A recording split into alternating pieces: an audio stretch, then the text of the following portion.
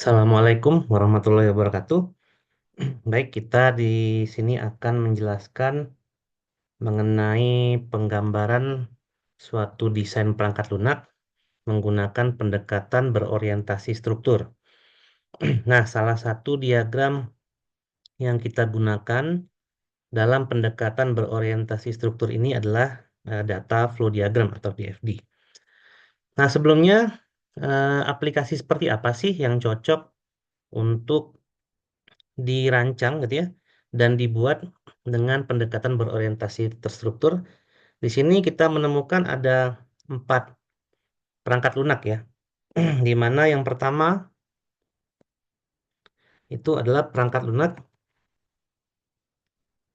yang mengandung proses atau logika sederhana. Nah, gitu ya. Jadi untuk perangkat lunak yang logikanya sederhana, kemudian terstruktur gitu ya, tidak terlalu berinteraksi terhadap sesuatu yang kompleks misalnya. Nah, ini cocok digambarkan dengan pendekatan berorientasi terstruktur gitu ya. Atau sebagai alat bantu hitung ya, membuat suatu perangkat lunak untuk alat bantu hitung itu cocok untuk pendekatan berorientasi terstruktur. Ini saya tulis dulu ya. Berorientasi terstruktur. Nah, kalau yang lebih kompleks gimana untuk aplikasi zaman sekarang? Nah, itu pendekatan zaman sekarang memang banyak menggunakan pendekatan berorientasi objek ya untuk aplikasi yang lebih kompleks. Tapi dalam kehidupan sehari-hari kita, kadang untuk mengimplementasikan suatu aplikasi yang memang sifatnya sederhana gitu ya, nah kita masih bisa dan kita juga masih membutuhkan suatu desain yang cocok gitu ya untuk aplikasi yang sederhana tadi. Lalu aplikasi seperti apa lagi? Kita menemukan bahwa sistem atau aplikasi yang menjalankan proses linear. Nah, gitu ya. Proses linear ini adalah aplikasi yang urutan langkah-langkahnya dia linear. Misalnya kita gambarkan dalam flowchart, dia tidak banyak cabangnya, dia linear secara sekuensial satu demi satu gitu ya. Nah, biasanya ini kita bisa pakai desain menggunakan pendekatan berorientasi terstruktur. Atau ada aplikasi berbasis batch processing di mana data itu nanti akan dikumpulkan dulu, baru kemudian di akhir data itu diproses, itu juga bisa kita gunakan pendekatan berorientasi struktur. Kemudian aplikasi seperti apa lagi? Aplikasi untuk kegiatan ilmiah misalnya. Nah, gitu ya. Misalnya teman-teman membuat suatu perangkat lunak untuk meneliti tentang data mining atau tentang AI gitu ya. Nah, itu kita bisa membuat desain terstruktur ini. Jadi, karena untuk mengeksekusi suatu metode di dalam AI atau di dalam data mining itu kan biasanya terstruktur gitu ya. Langkah pertama dia ngapain, ngitung apa gitu ya. Langkah kedua dia ngapain, ngitung apa, dan seterusnya. Nanti biasanya kembali lagi ke langkah berapa kalau kondisi tidak memenuhi gitu ya. Nah, sistem yang linear seperti itu kita bisa gunakan pendekatan berorientasi struktur. Misalnya untuk menghitung metode machine learning, misalnya di AI, di AI atau dan di data mining, misalnya ada KNN ya, implementasi dari naive Bayes dan lain-lain itu kita bisa gunakan pendekatan berorientasi struktur. Lalu aplikasi seperti apa lagi kita menemukan bahwa untuk membuat aplikasi operasional sederhana. Nah, contohnya seperti apa? Misalnya sistem inventaris buku yang sederhana aja, sistem absensi karyawan yang sederhana gitu ya, sistem kasir, nah itu sederhana. Terus kita membuat aplikasi untuk membuat kelola keuangan pribadi, nah itu sederhana. Jadi untuk aplikasi operasional sederhana ini bisa menggunakan pendekatan-pendekatan berorientasi struktur. Nah, salah satu dari pendekatan yang ingin kita bahas di sini adalah data flow diagram ya, atau disingkat DFD. Nah, ini adalah diagram yang kita akan gunakan untuk kita coba gitu ya, kita merancang aplikasi yang sederhana gitu ya. Perangkat lunak mengandung proses atau logika sederhana dan secara struktur. Jadi bagaimana caranya kita mendapatkan fungsi-fungsinya, yaitu seperti kita gunakan SDLC biasa gitu ya. Di mana tahapan pertama itu adalah requirement engineering gitu ya. Kita bisa wawancara dan seterusnya gitu ya. Atau di beberapa tugas kuliah ya yang ada unsur pemrogramannya kan biasanya jelas tuh. Misal disuruh buatlah aplikasi gitu ya. Buatlah aplikasi yang dapat menghitung. Nah, misalnya satu misalnya keliling lingkaran. Nah, gitu ya. Dua keliling persegi. Nah, misalnya ada lalu ketiga keliling segitiga. Nah, misal ini ya. Berarti ini adalah kebutuhan fungsional gitu ya. Jadi ini kita sebut sebagai kebutuhan fungsional dari perangkat lunak ya. Jadi mau pendekatannya berorientasi objek, fungsional, terstruktur, ya tetap ada kebutuhan fungsionalnya. Mau SDLC-nya berbasis waterfall, prototype, ataupun agile, ya, Scrum misalnya itu tetap harus ada yang namanya requirement engineering, di mana bentuk akhirnya itu adalah kebutuhan fungsional dan non-fungsional. Nah, di sini kita coba untuk menggambarkan kebutuhan fungsionalnya dulu ya, karena memang kebutuhan fungsional itu memang terkait dengan softwarenya. Non-fungsional itu terkait dengan ekosistem ataupun atau dan ya environment dari perangkat lunak ini. Nah, kalau kita memiliki tiga fungsi di sini, kita bisa gambarkan dengan notasi DFD gitu ya, yang ada. Maka kita akan gambarkan di sini kita bisa ketahui ada tiga fungsi, namun sebelumnya kita akan gambarkan dulu yang namanya konteks diagram. Nah, di sini kita buat konteks diagram. Nah, konteks diagram ini adalah DFD level 0. Jadi DFD itu ada levelingnya di dalamnya. Berarti kalau level 0 kita akan membuat suatu aplikasi menghitung keliling bidang gitu ya. Berarti kita punya satu fungsi. Fungsi ini adalah suatu proses atau fungsi gitu ya. Proses aplikasi di sini kalau konteks diagram atau DFD level 6 level 0 kita bisa menyebutkan itu sebagai aplikasinya. Aplikasi hitung keliling bidang datar. Nah, itu ya. Nah, lalu kita taruh siapa eksternal entitas. Eksternal entitas ini bisa kita asumsikan atau bisa kita, bukan asumsi ya, bisa kita anggap sebagai user atau dari sistem lain gitu ya, eksternal entitas. Artinya sistem lain atau orang ya atau manusia yang nanti akan berinteraksi dengan aplikasi yang kita buat. Nah, karena di sini kita tidak ada sistem lain yang berinteraksi, berarti berinteraksi langsung adalah user gitu ya. Nah, usernya siapa? Bebas saja. Misalnya usernya adalah peneliti, ya gitu ya, atau mahasiswa deh gitu ya. Mahasiswa. Nah, di sini berarti karena dia adalah data flow diagram, berarti fokusnya itu adalah aliran data, gitu ya. Nah, kita gambarkan aliran data masuk seperti ini, dan kita gambarkan juga aliran data keluar ya. Karena yang namanya aliran data itu ada yang masuk, ada yang keluar ya di eksternal entitas. Nah, nah, tidak boleh hanya masuk saja, tidak keluar, atau tidak pernah masuk ke dalam proses tapi keluar gitu ya. Nah, itu tidak boleh. Makanya ada istilahnya yang disebut sebagai black hole. Black hole itu berarti cuma masuk datanya ke proses tapi tidak pernah keluar gitu ya. Terus ada yang namanya apalagi satu lagi trap kalau nggak salah ya. Datanya itu keluar doang tapi nggak pernah ada yang masuk gitu ya. Nah, biasanya di sini kita suka beri tanda nol di sini. untuk menunjukkan level suatu proses. Nah, dia. Nah, di sini kita harus gambarkan data yang mengalir apa. Berarti data yang mengalir di sini adalah yang masuk karena ada tiga fungsi tadi ya. Berarti info tentang apa segitiga tadi ya. Info segitiga,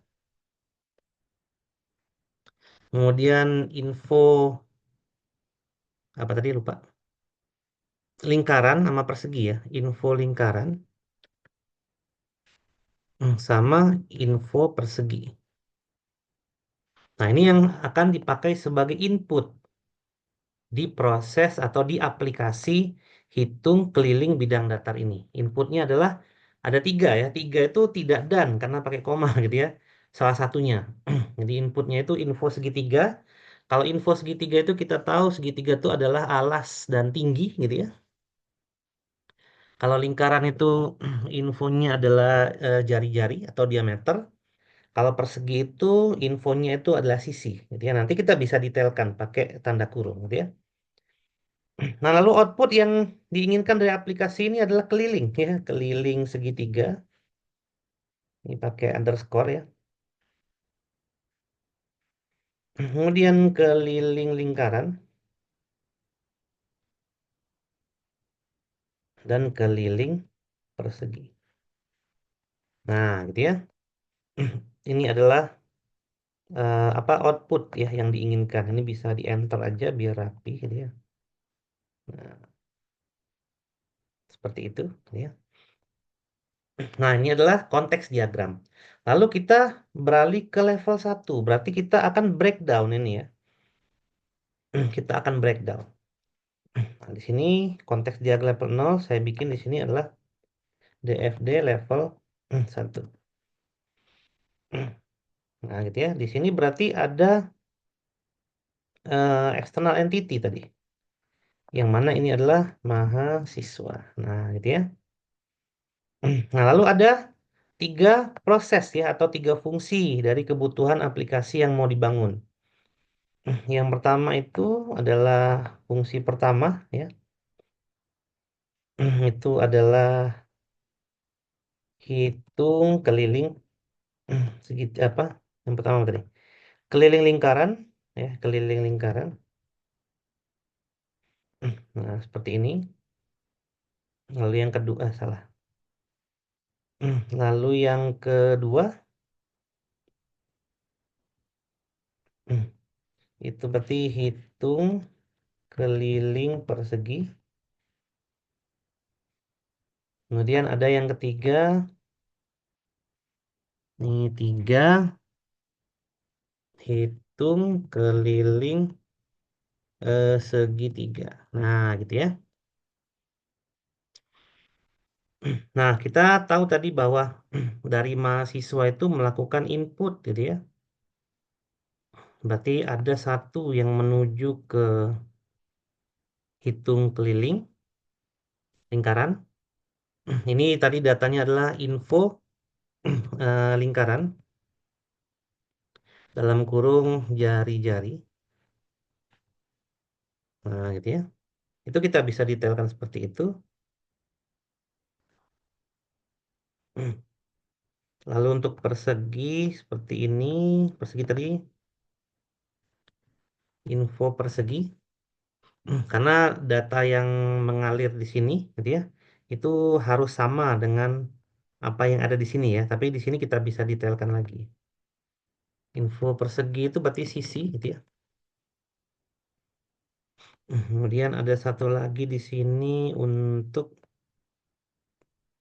keliling segitiga. Berarti ini ada info segitiga. Nah, misalnya sini alas dan tinggi. Nah, gitu ya. Nah, kemudian kan tadi ada outputnya ya ke mahasiswa. Berarti dari hitung keliling lingkaran ini outputnya adalah nah ini ya. Outputnya adalah keliling lingkaran Jadi harus sama gitu ya. Karena ini outputnya 3, ya di sini juga outputnya 3 ya. Keliling segitiga, keliling lingkaran, dan keliling persegi gitu ya. Inputnya ini juga 3 ya. Berarti inputnya juga 3. 1, 2, 3 gitu ya. Outputnya juga 3. Jadi input dan output harus sama ya. Kalau menggambarkan DFD. Karena DFD level 1 ini adalah breakdown dari DFD level 0 gitu ya. Berarti di sini ada keliling persegi. Nah, kemudian di sini satu lagi ada output ke sini gitu ya. Ini keliling segitiga. Nah, gitu ya. Nah, berarti ini adalah level 1. Perlu tidak kita mendetailkan ke level 2 dari setiap proses ini? Tidak perlu gitu ya. Tapi kalaupun nanti ada suatu saat kita menggambar di FD level 2, maka data yang keluar dan masuk ini jumlahnya harus sama gitu ya di dalam proses ini. Tapi karena ini aplikasinya sangat sederhana, maka kita cukup menggambarkan di level 1 saja. Nah, misalnya datanya disimpan ke database misalnya, gimana gitu ya, atau ke dalam suatu objek data. Nah, kalau disimpan dalam suatu objek data, kita bisa tambahkan database di sini gitu ya. Untuk database dalam apa notasi yang kita pakai itu kita cek ada nggak di sini ya, notasi untuk data gitu ya, yang garis apa, yang hanya garis 2 aja di ujungnya gitu ya. Kita cek di sini apakah ada notasi untuk data. Nggak ada ya, kayaknya di sini tidak ada notasi data ya. Baik, notasi data itu sebenarnya sebaiknya jangan diganti gitu ya dengan notasi yang lain. Tapi kalaupun memang di kasus ini kita coba untuk, oh ini nih ada nih. Nah ini ya. Nah ini nggak jadi ya, nggak jadi diganti ya. Harusnya sih jangan diganti ya. Karena memang inti daripada desain itu kita menyepakati suatu bahasa yang memang global sifatnya. Jadi kalau kita ngomongin IR diagram, kita pakai notasi IR, di mana definisinya kotak itu berbeda gitu ya. Kemudian ada kotak itu entitas gitu ya. Jadi ini kan external entity, external system. Kalau di IR diagram kita sebut entitas, objek gitu ya. Kalau di use case kita beda lagi ngomongin notasinya, ada yang lonjong, ada bentuk stickman dan lain-lain. Sebaiknya ya, sebaiknya dia jangan diganti notasinya ya, agar tidak membingungkan bagi orang yang membacanya. Nah, siapa yang membaca desain ini nanti? Ya biasanya sistem apa programmer sama software tester biasanya, dan mungkin yang lain itu ya. Nah, di sini kita simpan ke database. Nah, database di sini ya. Lah, bentar. Nah, berarti ada aliran data lagi gitu ya dari sini. Yang ini berubah nggak? Ini nggak usah gitu ya. Karena di dalam sini itu udah termasuk database-nya. Berarti akan ada data yang masuk gitu ya. Akan ada data yang masuk ke dalam database.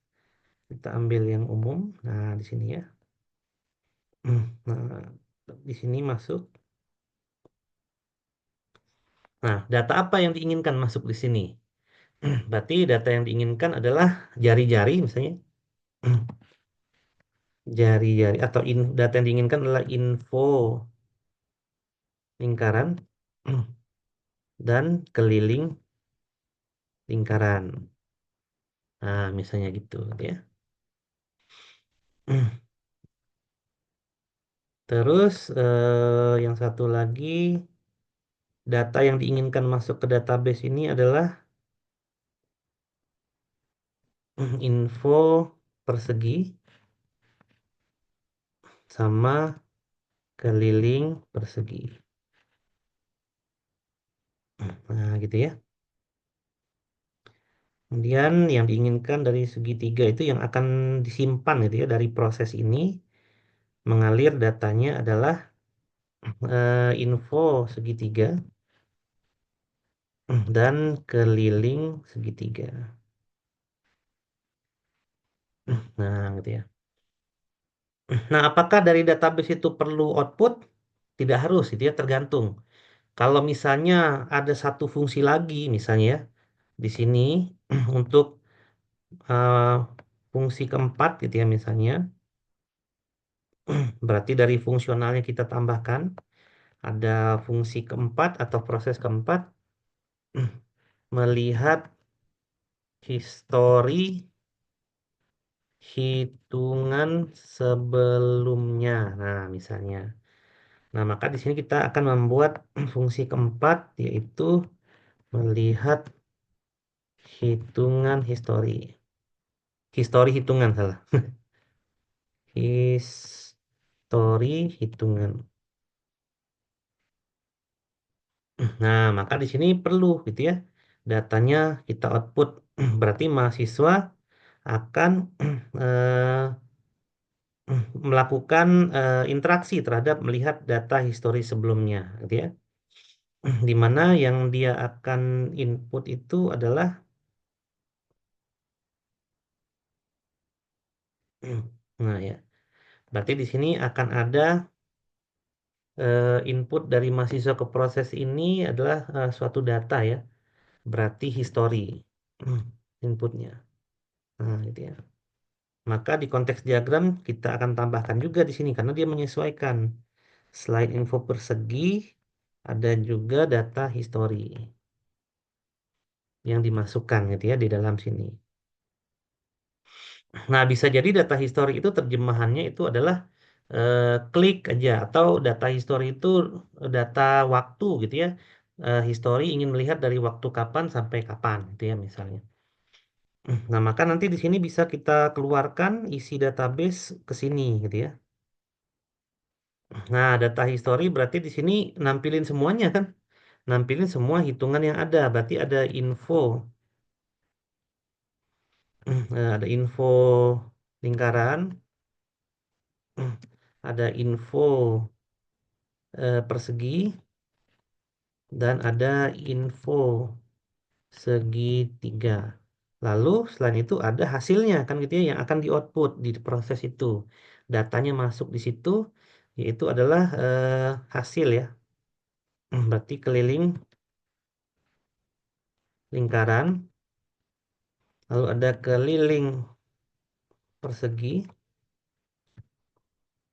segi, lalu ada keliling segitiga. Nah, gitu ya. Nah, kemudian dari inputan ini ada nggak outputnya? Ya, dari prosesnya ada nggak outputnya ke mahasiswa? Pasti ada, gitu ya. Nah, outputnya itu sama, gitu ya. Outputnya adalah data history. Ini agak miring dikit ya. Jadi inputnya adalah history, outputnya adalah log misalnya. Nah, gitu ya. Berarti kita akan tambahin di sini satu lagi untuk outputnya adalah log. Nah, gitu ya. Nah, ini adalah penggambaran dari data flow diagram level satu.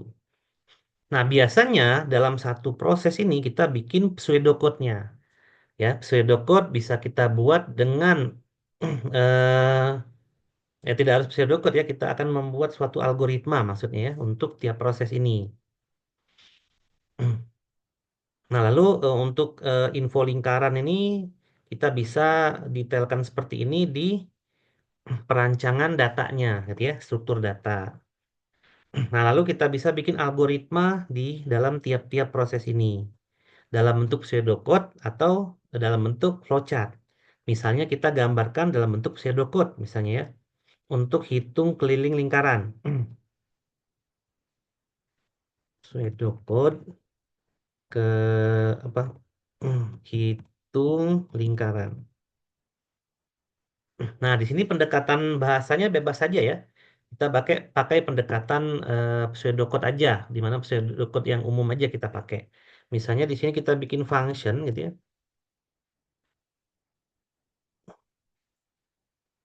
hitung lingkaran. Nah, gitu ya. Berarti kalau untuk menghitung lingkaran itu kita perlu parameter jari-jari. Nah, gitu ya. Bisa ada begin sama end. Jadi ide keliling lingkaran itu rumusnya apa? Hitung keliling lingkaran. Coba kita cek ya. Sepertinya PR kuadrat ya kalau saya nggak salah ya. Oh enggak ya, keliling itu 2 kali PR ya. Berarti misalnya kita punya C, hasil ya, hasil sama dengan 2 dikali Pi, Pi itu 22/7 ya atau 3,14 dikali jari-jari. Misalnya nanti sini return hasil. Nah, gitu ya. Nah, kita bisa membuat pseudocode ini untuk hitung lingkaran. Hitung lingkaran tadi DFD level 1 nomor 1 gitu ya. Dalam kurung misalnya DFD 1 nomor 1 ya. Ini level 1 berarti. DFD level 1 nomor 1 gitu ya. Atau boleh juga kita pakai 1.1, 1.2, 1.3 dan 1.4 ya di sininya. Ya, satu di depan itu menandakan level. Tapi karena kita memang hanya level 1 aja ya, biasanya jarang yang membuat 1.1. Nah, kalau level 2 biasanya kalau ada lebih dari satu proses biasanya ya 2.1, 2.2, 2.3 dan seterusnya. Nah, jadi kita akan membuat pseudocode yang lain, misalnya pseudocode level 1 nomor 2. Kalau nomor 2 itu adalah keliling persegi gitu ya. Hitung persegi. Di sini berarti sisi gitu ya. Hasilnya adalah kalau keliling itu 4 kali sisi ya, karena persegi gitu ya. Nah, gitu ya, return hasil. Dan seterusnya gitu ya, kita akan membuat algoritma atau penjelasan detail dari tiap proses ini.